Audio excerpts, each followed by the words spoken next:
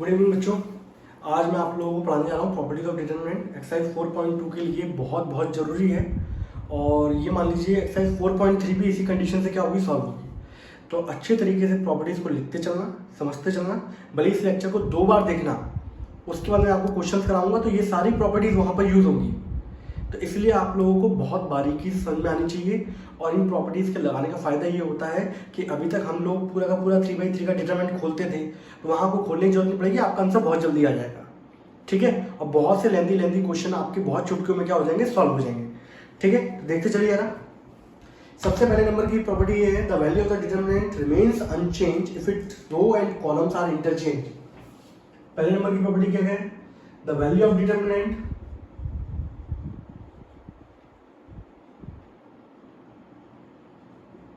remains unchanged if its row and column are interchange। ये property है।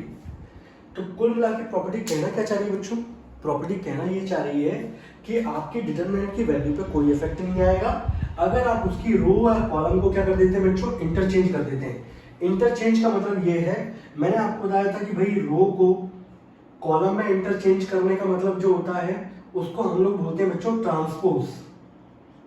क्या बोलते हैं बच्चों, ट्रांसपोज। तो अगर यहां देखा जाए, एक 2x2 से लेके चलते हैं जिससे आप लोग समझ में आ जाएगा। मैंने एक मैट्रिक्स लिखी बच्चों 1 2 3 4। ठीक है भाई, मैं इसका डिटरमिनेंट निकालता हूं बच्चों। तो डिटरमिनेंट निकालूंगा तो 1 2 3 4 लिखा मैंने यहाँ पर। 1 का मल्टीप्लाई 4 से होगा 4 माइनस 2 इंटू 3 बच्चों 6 विच इज इक्वल टू -2। तो डिटरमिनेंट की वैल्यू बच्चों कितनी आई, -2। अब इसी मैट्रिक्स का अगर मैं ट्रांसपोज कर दूं तो ट्रांसपोज में आपको पता है कि भाई ये जो रो है आपकी, ये कॉलम में कन्वर्ट हो जाएगी।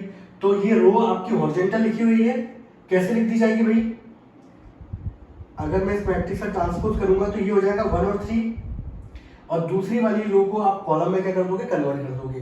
ये ट्रांसपोज हो गया।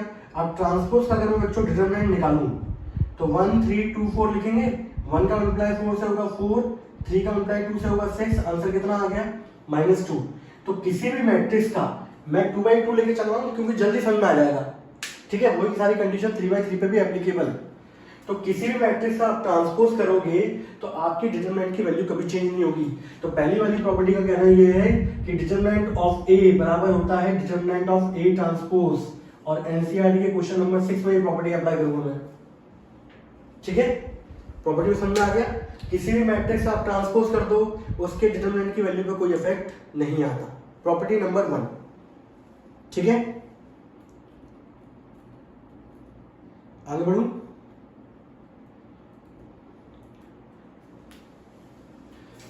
दूसरे नंबर की प्रॉपर्टी बच्चों, ये सब लिखते चलना, मैं आपको बता रहा हूं, सही है, आपके प्रॉपर नोट्स होने चाहिए।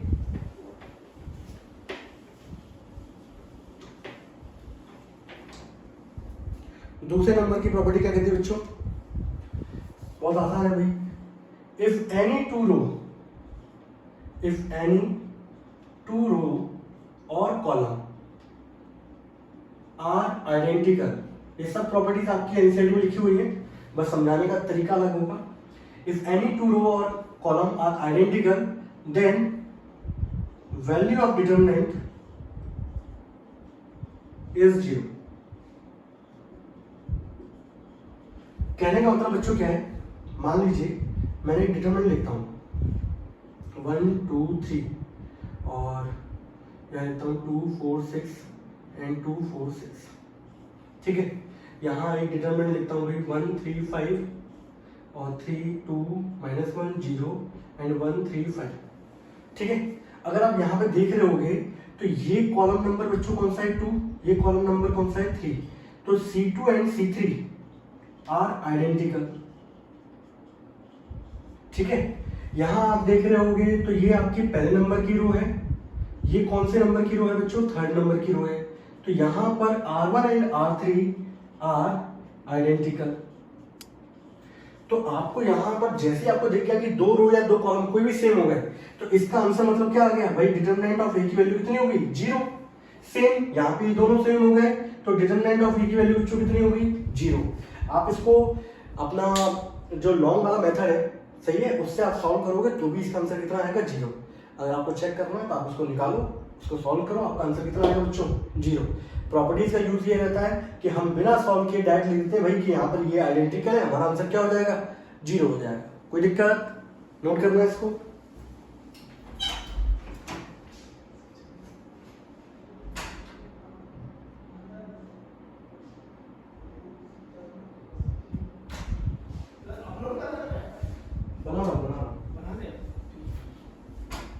ठीक है भाई,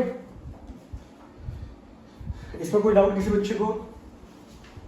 प्रॉपर्टी बहुत इंपॉर्टेंट है।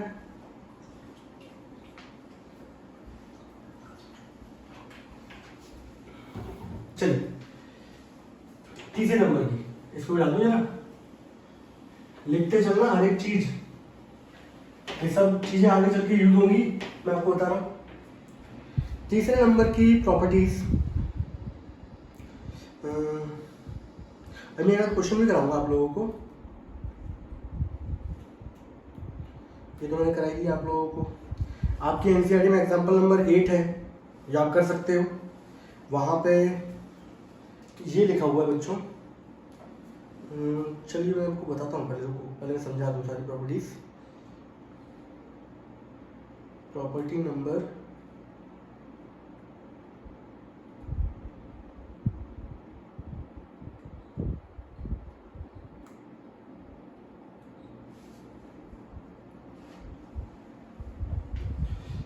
प्रॉपर्टी नंबर 3 बच्चों, ठीक है।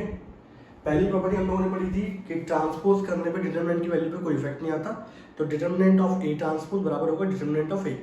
दूसरे नंबर की प्रॉपर्टी ये पढ़ी कि कभी भी कोई भी दो रो या दो कॉलम आइडेंटिकल होंगे तो आंसर हमेशा क्या आएगा 0 आएगा। तीसरे नंबर की प्रॉपर्टी बच्चों क्या कहती है, इफ एनी टू रो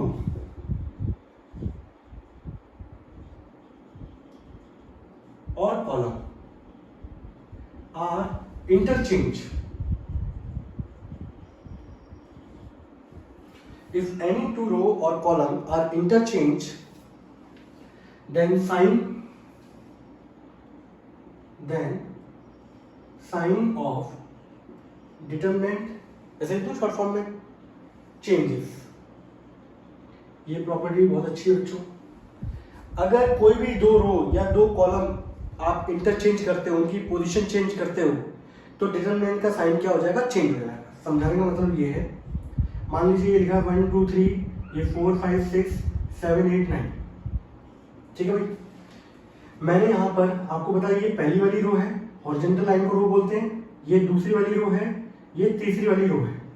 अब मैं यहाँ पर इंटरचेंज कर रहा हूँ, थर्ड वाली रो को पहली वाली पोजीशन पे लेके आ रहा हूँ, तो इंटरचेंज का ऑपरेशन कैसे लगता था, ऐसे लगता था, ये इंटरचेंज का ऑपरेशन था।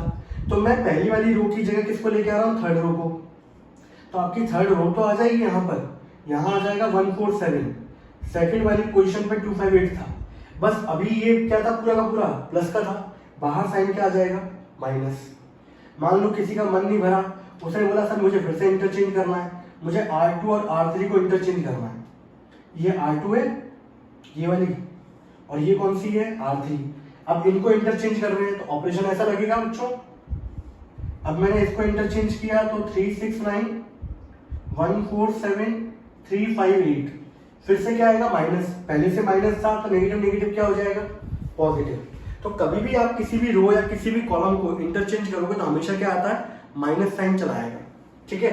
अगर मान लो कल को मैं इसमें ऑपरेशन लगाता C1 इंटरचेंजेस C3, अब ये जो कॉलम है ये कॉलम नंबर 1 है, ये कॉलम नंबर 3 है, इसको मैं इधर लेके आ रहा हूँ, ठीक है। मैट्रिक्स के अंदर क्या था, मैट्रिक्स में आप जब एलिमेंट्री ऑपरेशन पढ़े तो वहां पे आप कोई एक चीज लगा सकते थे, या तो रो या तो कॉलम, लेकिन डिटरमिनेंट के अंदर कोई बाउंडेशन नहीं है, आप दोनों लगा सकते हो। अब मैं ऑपरेशन क्या लगा रहा हूँ, कॉलम में लगा रहा हूँ कि भाई ये वाला कॉलम क्यों इधर लेके आना है, तो कॉलम जब आएगा इधर तो 7 8 9 तो होएगा, यहाँ आ जाएगा 1 2 3, यहाँ आ जाएगा 4 5 6, लेकिन बाहर क्या आ जाएगा साइन माइनस का। अब मान लो इन दोनों को इंटरचेंज करना है तो C2 इंटरचेंजेस C3, तो कॉलम चेंज तो हो जाएंगे, यहाँ आ जाएगा 1 2 3, यहाँ आ जाएगा 4 5 6, यहाँ 7 8 9, फिर से क्या आएगा माइनस, पहले से भी एक नेगेटिव था तो नेगेटिव नेगेटिव क्या हो गया पॉजिटिव। तो कभी भी कोई दो रो या कोई भी दो कॉलम को आप इंटरचेंज करोगे तो हमेशा क्या आएगा, माइनस साइन बाहर चला आता है। ये प्रॉपर्टी थी हमारी थर्ड नंबर की। कोई डाउट किसी को?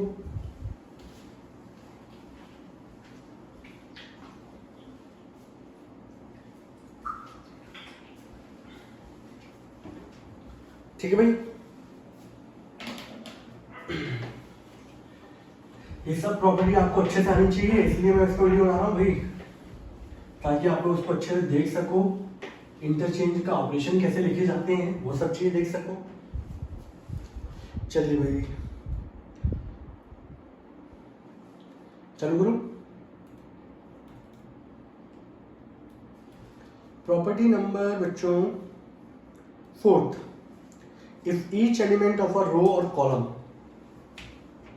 प्रॉपर्टी नंबर 4 क्या कहती है, if each element of row और कॉलम, ठीक है, is multiplied by a constant k, is multiplied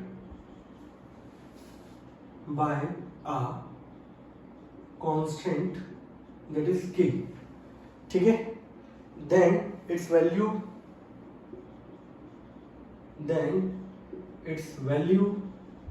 is multiplied by k,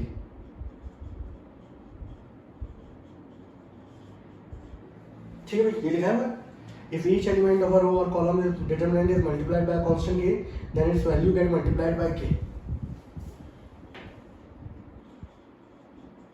ठीक है भाई। कहने का मतलब क्या है, मैं आपको समझाता हूँ कैसे क्या है। मान लीजिए मेरे पास एक मैट्रिक्स दे रखी है बच्चों 1 2 3 4, ठीक है, ये दिया गया है। आपको ये पता है कि मैट्रिक्स के अंदर आप किसी भी कांस्टेंट स्केलर मल्टीप्लिकेशन करते थे तो वो क्या होता था, वो नंबर जो था वो सभी से मल्टीप्लाई होता था, तो ये हो जाएगा 2 6 4 और 8, जबकि डिटरमिनेंट के अंदर ऐसी काम नहीं है।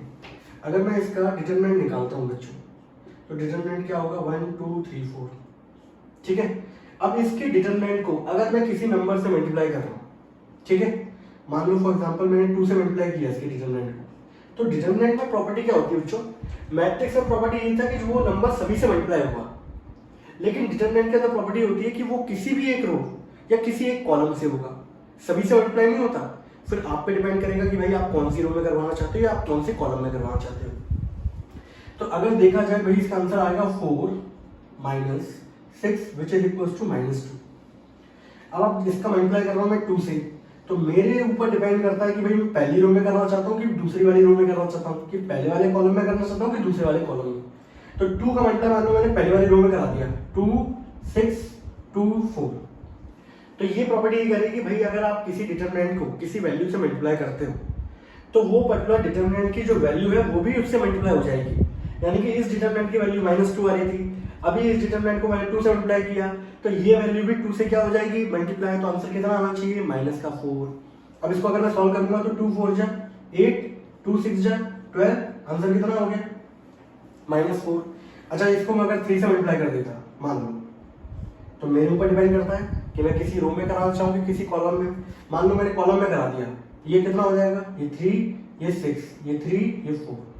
अब मल्टीप्लाई करना, अब ये था -2, अगर मैं 3 से मल्टीप्लाई कर रहा हूं तो ये वैल्यू किससे मल्टीप्लाई होगी 3 से, 3 × -2 दैट इज -6। अब देखो आंसर कितना आएगा 12 -18, आंसर कितना हो गया -6। तो ये प्रॉपर्टी ये कहती है कि भाई किसी भी डिटरमिनेंट को आप मल्टीप्लाई कराओगे किसी नंबर से तो पर्टिकुलर उसकी वैल्यू भी उतने टाइम्स क्या हो जाती है मल्टीप्लाई हो जाती है, ठीक है। मैं तो मेन कहानी सुनाता हूँ, मेन कहानी समझाता हूँ। मेन कहानी ये है भाई कि डिटरमिनेंट के अंदर आप अगर मल्टीप्लाई कराओगे तो किसी भी एक रो में कराना पड़ सकता है या तो किसी एक कॉलम में कराओगे, ठीक है। दूसरा, अगर मान लो मेरे पास डिटरमिनेंट लिखा हुआ है भाई, ऐसे लिखा हुआ है मेरे पास 3 0 3 और 0 3 0 3 6 और 12, ये डिटरमिनेंट लिखा हुआ भाई। आपको दिख रहा है यहाँ पे 3 3 सब में ज्यादातर कॉमन है।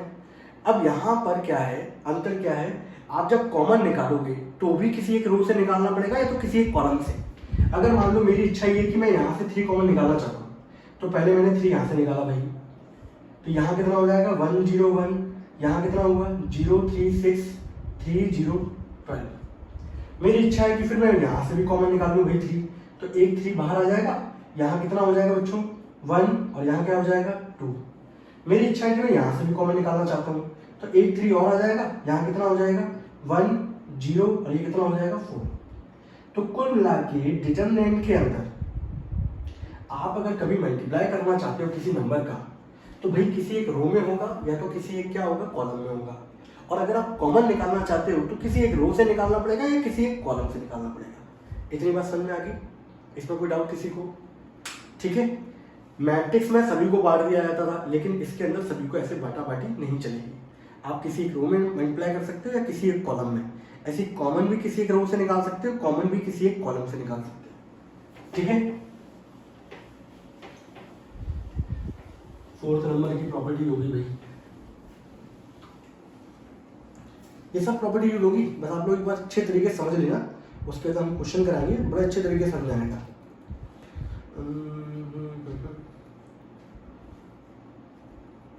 जैसे क्वेश्चन कराऊं मैं आपको, आपके एनसीईआरटी का एग्जाम्पल नंबर 9 है बच्चों, तो हो सकता है जल्दी आ जाए। 102 17 1, ठीक है, 1 3 4 और यहाँ क्या दे रखा है 3 6। बाकी क्वेश्चनों को करने में समझ में आता है कि कौन सी प्रॉपर्टी कहाँ लगेगी, बट मैं आपको पैटर्न ऐसा लेके चलूंगा कि सारे क्वेश्चन एक बार में क्या हो जाए खत्म। अगर आप देखो ये आपको डिटरमिनेंट बोला गया सॉल्व करना, ठीक है। अब प्रॉपर्टी से फायदा ये होता है कि भाई लंबी लंबी कैलकुलेशन से बचा जाता है और जल्दी आंसर आता है। तो यहाँ पे देखा जाए तो भाई 17 का 6 जा 102 होता है, 3 6 जा 18 होता है और 6 6 जा कितना होता है 36 होता है। ये जो नंबर है बच्चों, ये वाला जो नंबर है वो है 17 इंटू 6, ये जो नंबर है वो 6 इंटू 3 है भाई, और ये नंबर है 6 इंटू 6। इन सभी नंबरों में एक नंबर कॉमन है, दैट इज 6। तो मैंने यहाँ पर क्या किया, मैंने यहाँ लिख दिया भाई taking out common 6 from R। पहली वाली रो से मैंने क्या कॉमन निकाल लिया, 6 बाहर निकाल लिया। 6 बाहर निकलेगा, आपको पता है किसी एक रो से आएगा या किसी कॉलम से, तो 6 बाहर निकलेगा तो भाई क्या बचेगा 17, यहाँ बचेगा 3, यहाँ क्या बचेगा बच्चों 6, यहाँ क्या है 1 3 4 और 17 3 और 6। अब भैया आपको दिख रहा है भाई ये पहली रो है, ये कौन सी रो है, थर्ड रो है। ये दोनों के एलिमेंट क्या है सेम, 17 3 6 17 3 6। आप क्या लिखोगे R1 एंड R3 आर क्या identical, then the value of determinant is 6 into 0 is equals to क्या हो गया 0। ये फायदा होता है प्रॉपर्टीज का, समझ रहे हो? दोनों प्रॉपर्टीज लग गई, आप यहां से कॉमन भी निकाल दिया और दो रो क्या हो गई सेम हो गई। ऐसे दो कॉलम भी सेम हो सकते हैं, ठीक है। ये क्वेश्चन नंबर था, प्रॉपर्टी नंबर कौन सी थी 4th। 5th नंबर की प्रॉपर्टी बच्चों बताता हूं मैं आप लोगों को, बहुत इंपॉर्टेंट है। बहुत सारे क्वेश्चन, बहुत बड़े बड़े क्वेश्चन क्या ऐसे प्रॉपर्टी से क्या होते हैं हाल सॉल्व हो जाते हैं। मैं एक दो करके भी दिखाऊंगा आप लोगों को, ठीक है। पहले प्रॉपर्टी लिख देता हूं मैं, ठीक है। प्रॉपर्टी नंबर हमारी कौन सी है 5। इफ सम और ऑल, ठीक है, elements of a row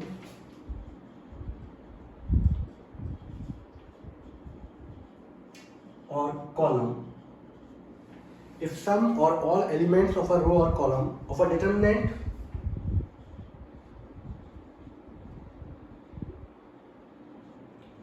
are expressed as sum of two or more, express किए जाए सम ऑफ 2 और मोर टर्म्स, ठीक है, then the determinant can be expressed as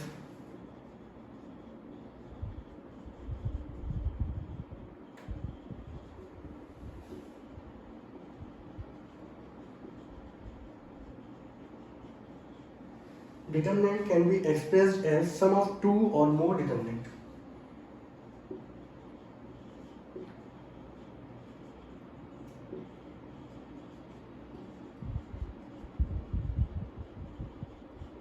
ये है प्रॉपर्टी भाई, क्या दे रखा है सम और ऑल एलिमेंट्स, कुछ या सारे के सारे एलिमेंट्स किसी भी रो या कॉलम के डिटरमिनेंट में एक्सप्रेस कर रखे हों as a sum of two और मोर टर्म्स, वहां पे दो या दो से ज्यादा टर्म्स ऐड हो रखे हों, तो आप उनके डिटर्मिनेंट को भी एक्सप्रेस कर सकते हो टू और मोर डिटर्मिनेंट के अंदर। अब समझो यार प्रॉपर्टी कहती क्या है। मान लीजिए मैंने एक डिटर्मिनेंट लिखा बच्चों, a1 plus lambda 1, a2 plus lambda 2, a3 plus lambda 3।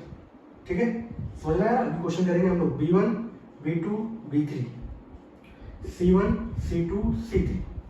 तो यहां पर अगर आप देखो डिटरमिनेंट में पहली वाली रो है वो दो टर्म से मिलकर बन रही है, a1 प्लस लैम्डा 1 से, इसका दूसरा एलिमेंट a2 प्लस लैम्डा 2 से, a3 प्लस लैम्डा 3 से। तो आप इसको सॉल्व करने के लिए क्या कर सकते हो, आप इसको दो डिटरमिनेंट में तोड़ सकते हो। ठीक है, दो डिटरमिनेंट में क्या होगा, ये वाली रो है जो वो ब्रेक होगी, बाकी दोनों रो ब्रेक नहीं होगी, एक टाइम पे एक ही ब्रेक होगा। तो b1 b2 b3 ये तो ऐसे रहेगा भाई, c1 c2 c3 ये भी ऐसे रहेगा, यहाँ भी b1 b2 b3 ऐसे रहेगा, c1 c2 c3 ऐसे रहेगा। अब पहली वाली रो ब्रेक होगी भाई क्या, a1 इसका पहला एलिमेंट, a2 इसका पहला एलिमेंट, a3। दूसरे नंबर पे अब जो बचे रह गए जिससे कॉम्बिनेशन बनना था, लैम्डा 1 लैम्डा 2 लैम्डा 3। तो इस तरीके से आप इसको क्या कर सकते हो, ब्रेक कर सकते हो। अगर कल को मान लो लैम्डा के साथ यहाँ पे बच्चों μ1 भी होता, यहाँ μ2 होता, यहाँ μ3 होता, सही है, मैं लिख नहीं रहा हूँ, समझाने का पर्पस है। तो ये तीन पार्ट में क्या होता, ब्रेक हो जाता। अगले वाले में क्या लिखा जाता, μ1 μ2 μ3, बाकी b1 b2 b3 c1 c2 c3 ऐसे होता। सही है, तो आप कोई भी रो या कोई भी कॉलम दो टर्म से मिलके बन रहा हो तो आप उसके डिटरमिनेंट को भी दो अलग अलग पार्ट में क्या कर सकते हो, ब्रेक कर सकते हो। ठीक है, समझ में आया इस चीज को? ये मैंने भी ऐसे ब्रेक किया। अब यही कंडीशन अगर आपको ऐसे मिल जाती, आंसर बहुत जल्दी जल्दी आते हैं बच्चों। ये प्रॉपर्टी लगने के बाद मैं आपको बताऊं, ये दे रखा होता a1 plus lambda 1, a2 plus lambda 2, a3 plus lambda 3, यहाँ दे रखा है b1 b2 b3, यहाँ दे रखा है c1 c2 और c3। ठीक है, अब मैं इसको तोड़ सकता हूं। तो यहाँ आप देखोगे ये वाला कॉलम है वो दो टर्म से मिलके बन रहा है, तो इसको हम लोग इसके दो डिटरमिनेंट भी कर सकते हैं भाई। बस चेंज क्या होगा भाई, यहाँ पे b1 b2 b3 ये तो चेंज नहीं होगा, c1 c2 c3 ये भी ऐसे रहेगा, b1 b2 b3 c1 c2 c3। एक टाइम पर कोई एक रो ब्रेक हो सकती है, कोई एक कॉलम ब्रेक होगा। ये वाला कॉलम दो से मिलकर बन रहा था भाई, तो यहाँ पे a1 a2 a3, यहाँ पे लैम्डा 1 लैम्डा 2 लैम्डा 3। इस तरीके से क्या हो गया बच्चों, ब्रेक हो गया। तो कभी कोई टर्म, कोई भी रो या कॉलम दो या दो से ज्यादा अधिक टर्मों से मिलकर बन रहा हो तो आप उसके डिटरमिनेंट को भी दो या दो से अधिक क्या बार तोड़ सकते हो। ठीक है, मैं क्वेश्चन कराता हूँ आप लोगों को बहुत अच्छा।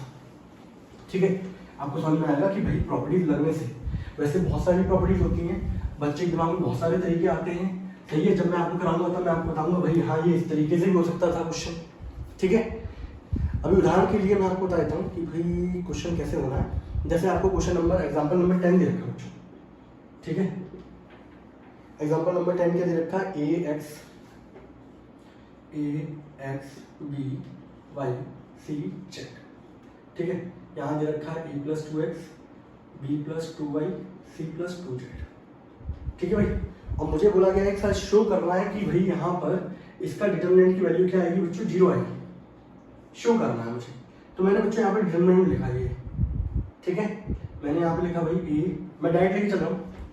मैंने यहाँ पे लिखा भाई टेकिंग एलएचएस। सॉल्यूशन देखना इसका, सॉल्यूशन में मैंने क्या लिखा भाई यहाँ पर taking LHS, left hand side में ले ली यहाँ पर।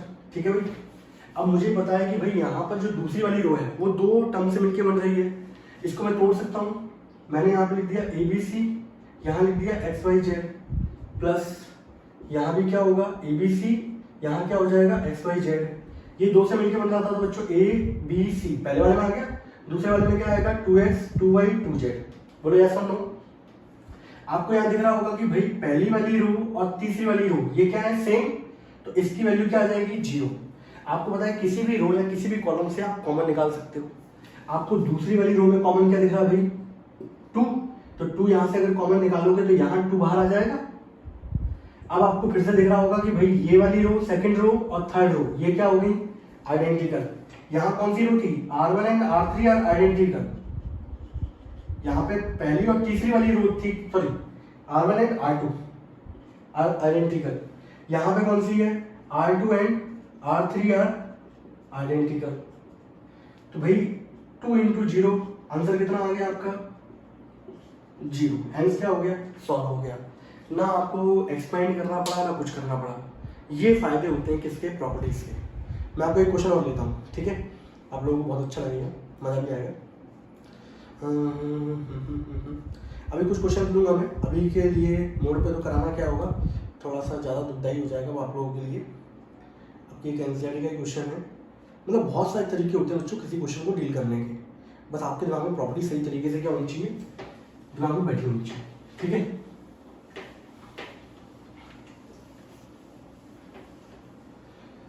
ये क्वेश्चन आपकी फर्स्ट है एनसीईआरटी का बच्चों। ये क्या दे रखा है x y z a b c, ठीक है। बस आपको प्रॉपर्टी पता होना चाहिए और कहाँ अप्लाई करना वो भी पता होना चाहिए, ठीक है। तो अप्लाई कहाँ करोगे वो तो मैं आपको बता ही दूंगा। ये दे रखा है बच्चों, विदाउट एक्सपेंडिंग इसको प्रूव करो कि भाई ये इसका आंसर क्या आएगा 0 आएगा बिना खोले। तो भाई आपको दिख रहा है कि भाई कॉलम नंबर जो 3 है ये कॉलम नंबर 3, ये 2 एलिमेंट से ये 2 टर्म से मिलकर बन रहा है। इसको मैं ऐसे बोल सकता हूँ भाई x y z a b c, इसको 2 डिटरमिनेंट लिख सकता हूँ, बोले यस और नो। Yes sir. इसको कैसे लिख दूंगा एक्स वाई जेड, एक बार तो ये हो गया, एक जगह क्या हो जाएगा ए बी सी। यहाँ आपको दिख रहा है कि भाई column 1 and column 3 are identical. यहाँ क्या दिख रहा है भाई, यहाँ आपको दिख रहा है कि भाई column number 2 and column number 3 are identical. और जब भी आइडेंटिकल होते हैं तो उस समय डिटरमिनेंट की वैल्यू बच्चों कितनी आती है, इधर भी 0 इधर भी 0, आंसर कितना हो गया 0। तो प्रॉपर्टी कौन सी लगाई मैंने, फिफ्थ वाली, कि भाई किसी भी रो और आप अगर कोई भी रो या कॉलम अगर 2 या 2 से अधिक टर्म से मिलकर बन रहा है तो आप उसके डिटरमिनेंट को भी 2 या 2 से अधिक में तोड़ सकते हो। तो ये है प्रॉपर्टी का एक्चुअल मतलब। बोलो भाई किसी को डाउट, किसी बच्चे को नहीं है? चलिए बच्चों, तो एक काम करते हैं यहीं तक रखते हैं, फिर बाद की क्लास में देखते हैं। इसके आगे की एक प्रॉपर्टी और है कि हमारा क्वेश्चन इन प्रॉपर्टीज के थ्रू अगर सॉल्व नहीं होता तो उसके बाद हम लास्ट वाला स्टेप जो है वो अप्लाई करेंगे, ठीक है। तब तक के लिए टाटा एंड बाय बाय। और आप लोग सभी इसके नोट्स बनाओ, प्रॉपर तरीके से समझो, और फिर मैं इनके क्वेश्चन को क्या करूँगा आगे प्रोसीड करूँगा, ठीक है। Bye bye.